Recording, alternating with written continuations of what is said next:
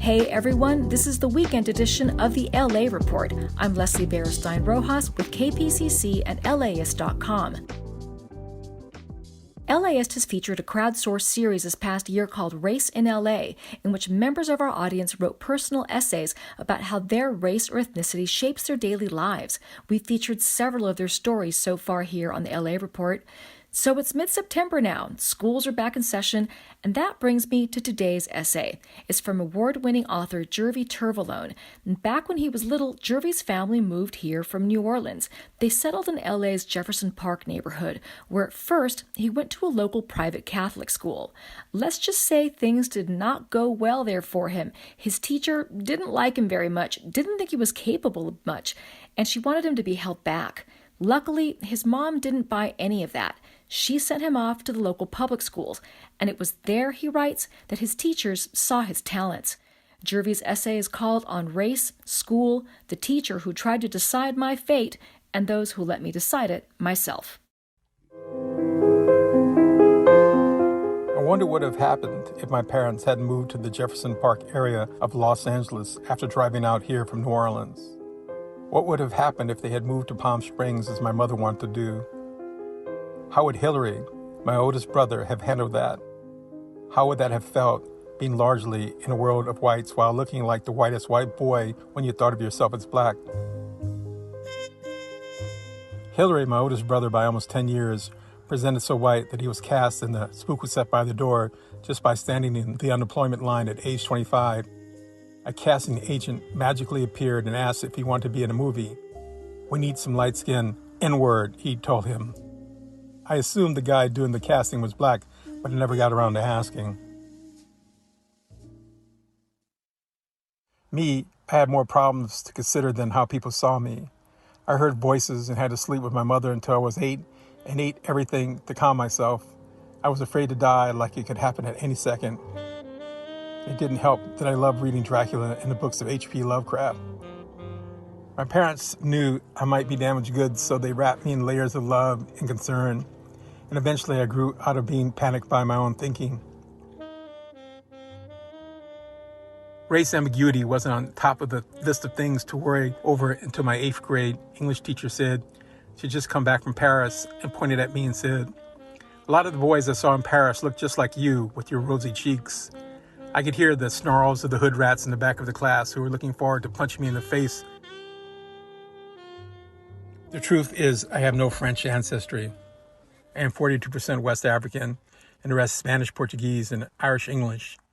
A good part of my genome is the path of the slave trade, but I didn't care about that as a boy. I just wanted to hide from accusations of having rosy red French boy cheeks. My parents sent me to Holy Name of Jesus Christ I Wept Elementary, and things didn't go well. My first grade teacher didn't think much of me.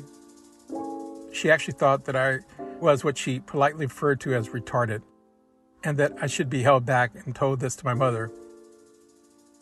I wondered how this nun couldn't have sensed that my mother was a volcano of rage, had already decided that the nun hated black people, and that she hated me because I was lighter than she was. It was complicated racial mathematics, but even if working from flawed premises, Mama always came up with the right conclusions. Then one day I ate something to disagree with my stomach in the school cafeteria, and I vomited. The nun had me clean it up.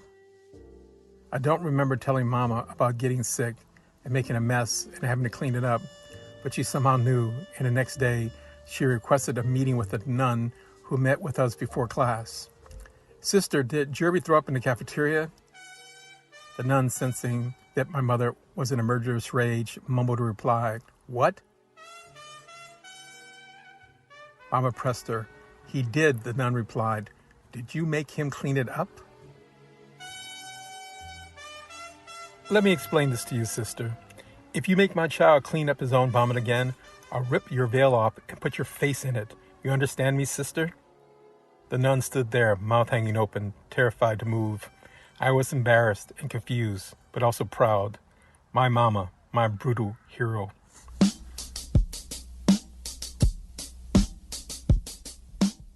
So I got yanked out of Catholic school because my mama threatened the nun and I was transferred to 6th Avenue Elementary School.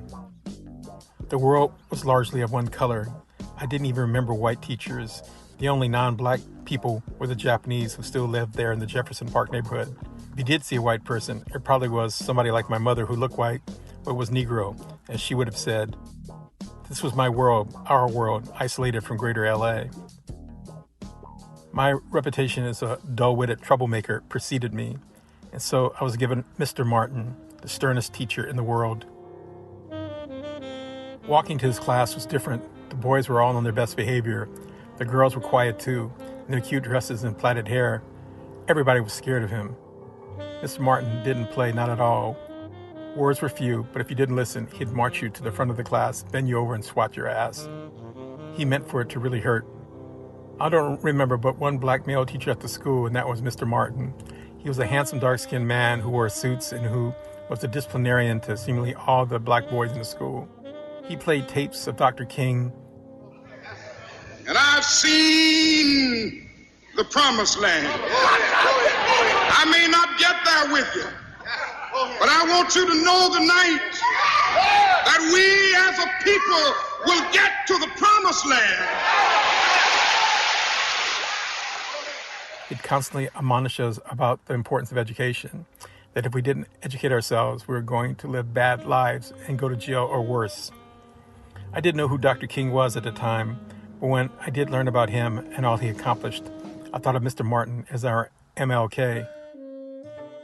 Mr. Martin was tough and swatted our asses, but he was doing the best to prepare us for the attrition that was coming, that some of us would be spirited away to while away our lives behind bars, and this was only the second grade. He was right, though, in that many of the folks I knew then are dead or shells in themselves. The most rational think is that the broader society didn't have any use for us, except to fight its wars and fill its prisons. As Slick Rick sang in Children's Story back in 1988, walk the straight, narrow, or your soul gets cast. Good night, good night, good night. As super careful as I was, I could have been detoured too. Later on, a counselor noticed that I always had a book and I liked to read, and it became a question of why I was not in college prep courses. The nun had tried to decide my future. Teachers like Mr. Martin and Mrs. Lowry let me decide it for myself. A librarian named Mrs. Gold, the mother of the late great Jonathan Gold, saved little poop-butt nerds like me by giving us a safe place to read. And there were other generous souls, teachers named Klewitz and Soloff and DeLuise and Feldman, and white teachers who treated me and my classmates as though they liked us, cared about us, and wanted the best for us. After I sold my first novel, I thought of contacting Mr. Martin, but I was sad to hear he had passed away. I wish I had the opportunity to thank him for confirming what he tried to beat into us, our thick heads, that life was a minefield. If we wanted to get through it, we needed to be better than good and hella lucky. Thanks for listening to this weekend edition of the LA Report. You can find all of the Race in LA essays at LAist.com. Suzanne Watley and Nick Roman will be back on Monday with the AM and PM weekday editions. Until then, stay safe and have a great weekend. I'm Leslie Berenstein Rojas.